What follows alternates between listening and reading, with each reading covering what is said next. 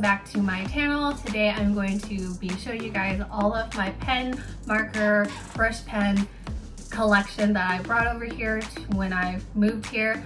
This is not a sponsored video, so let's just get that out there. I did not buy them all at once. I just have a crap ton. I'm only going to show you guys what I have in my desk. So what I'm going to do is I'm going to go over everything that I have here for you guys to see and take a look at. But when I go over these items, I'm also going to let you guys know, is it worth it to buy these items for you guys? I have had these pens and markers for quite a while now, so I kind of know how they write, how smooth they write, the ins and out of it. I don't claim to be an expert on it. There is a preference for everybody. So I just want to let you guys know that these are my preferences and what I have come to learn when using them. So by no means, if you guys want to try it, definitely go out and see if you like them yourselves. But for me personally, there are some items that I will mention that I don't prefer. In my left drawer, there's a ton of markers. This is the drawer that I don't go in as often as I should. And the reason being is I don't necessarily use this whole drawer for everything. It just keeps everything organized. And this is what I'm gonna do. So the first thing that I have or see when I pick up are my jelly roll, and over time I found that they're useful for some things. I personally don't use these very often, and the reason why is because they can get really inky, and if I were to use them in my bullet journal, it would probably smear everywhere.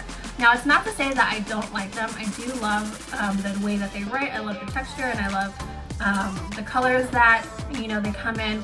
But for bullet journaling, I don't necessarily go towards these. I don't gear towards these, and I don't prefer to write with these.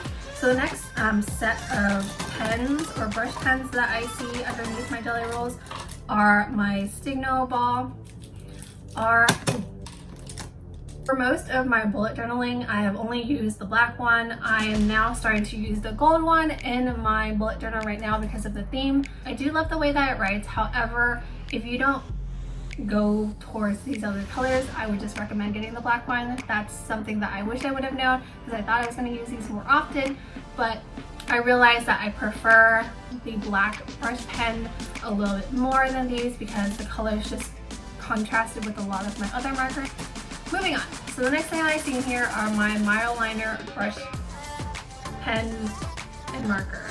I've heard raving reviews about these. These are definitely something that I recommend if you guys want to do calligraphy, if you guys want to kind of practice your calligraphy on. These are very affordable for that. I definitely do recommend Mildliners if you guys are students and if you guys are just, you know, going about life and work and you want to keep up with like budgeting, you want to keep up with like what meals you eat. Like, there's so many universal things that you could do with Mildliners that I definitely recommend to get Mildliners instead of like regular highlighters. Brush Mildliners are the exact same. So I also have in here my Pilot G2 pens. I do have a lot of these. Again, if you guys have seen any of my other videos, I rave about Pilot G2s. They are my go-to pen for bullet journaling. I love that they have great fine tip pens for me to use, and I definitely recommend if you are a beginner, these are super affordable for you to kind of play with and mess with. I also have a big pack that it comes in with markers, or I also have them in this really colorful package here with 18 gel pens. They write in 0.7, and that is probably the reason why I haven't used them yet, is because they write in 0.7. Next, in the back here, I have Zig Clean Colors Real Brush Pens in a set of 24 colors. There was a lot of rave about these for quite a while, and I understandably can see why. They write so well, and they definitely have a content that doesn't smear as much as most brush pens do. They are very well made. They definitely have pretty colors. You can also write, if you want, these are pretty comparable to the Mildliner brush pens. Maybe I'll do a video on like the difference between these markers and Mildliners. Stabilo highlighters. So you guys are probably like, where's the yellow one missing? It's actually right here.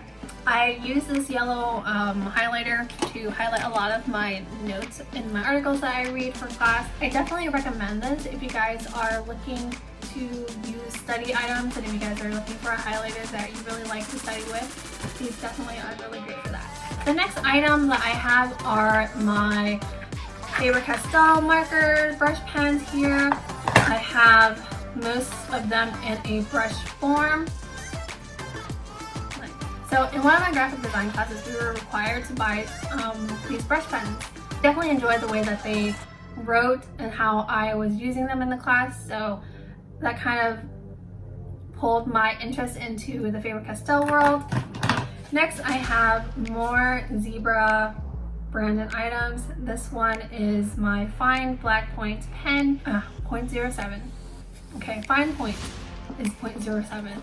So before I even started bullet journaling, these were the pens that I geared towards. Again, Zebra, if you're listening or watching this, your girl is obsessed. When you write with them, the ball on the point of these pens actually roll a lot smoother than the G2 Pilot. So that's something to think about if you guys are gearing towards G2 or Zebra, you know, your preference, however you guys want to write. Next things I have in here are my Artist Loft brush pens and marker. And these are actually from Michaels. It's super affordable if you guys want to practice any brush lettering. These are definitely great for you guys to start off with. The only thing that I would kind of think about is that these are actually a very hard tip, so they give you more control versus a Tombow. A Tombow brush pen has less control and they're a lot softer. Next I have my Stabilo pens right here.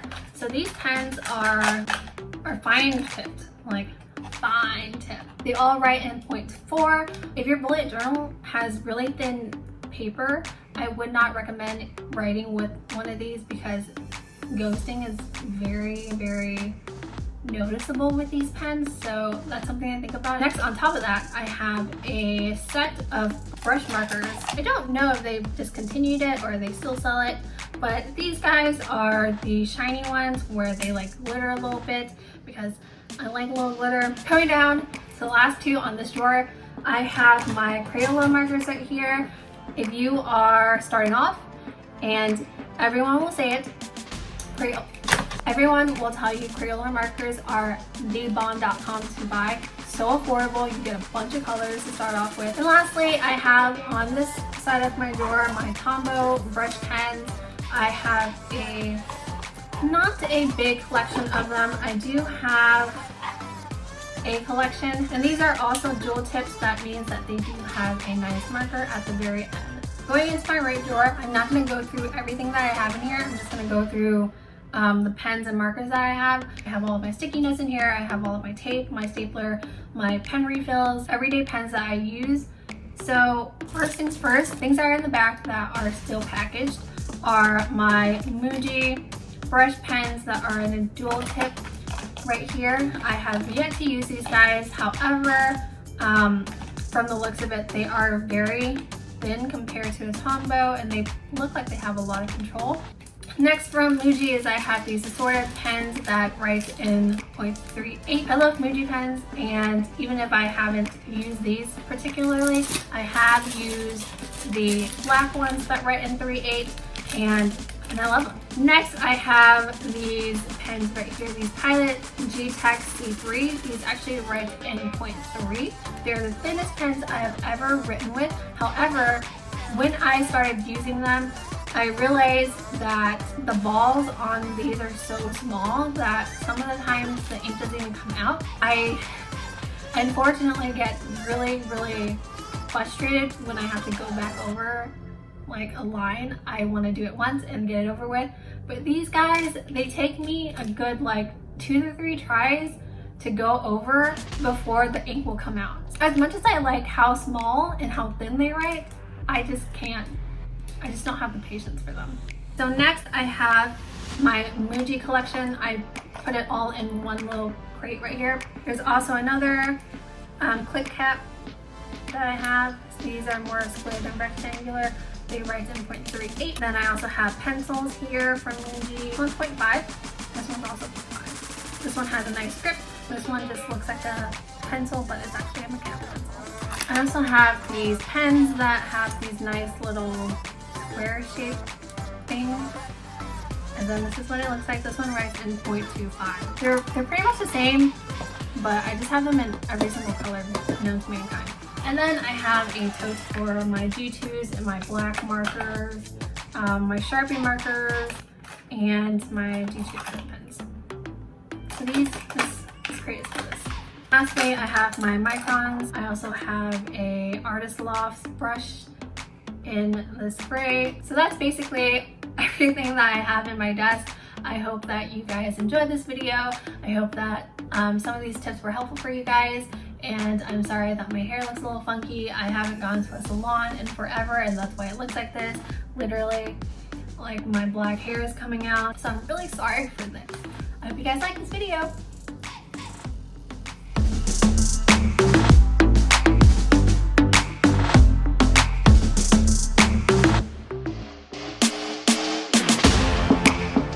What your favorite utensil is to write with. Is that the right way to say that?